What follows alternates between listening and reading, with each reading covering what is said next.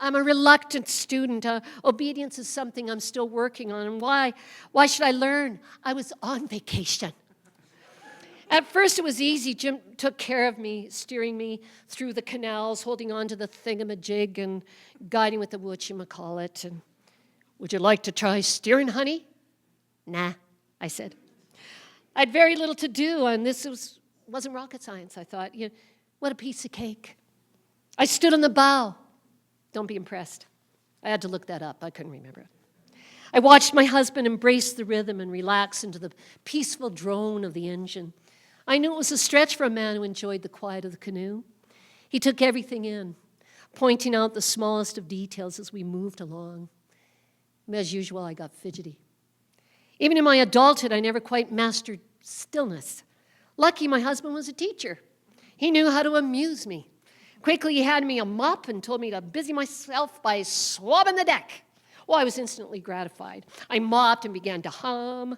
My footing became lighter as I skipped along.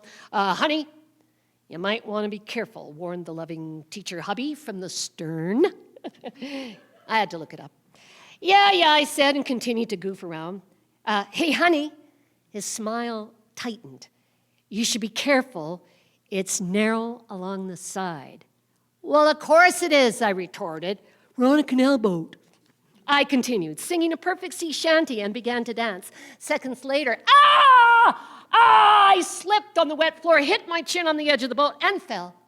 The murky mess of brownish gunk filled my eyes. I was sinking. My first thought, how old was this water?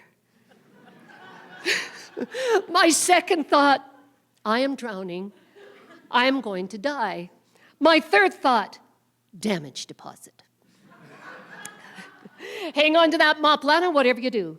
My body crashed and thrashed in the water as I held onto the mop. Somewhere in the mire, I could hear Jim. He yelled again. I swallowed, sputtered, gasped. What? What was he saying? Stand up!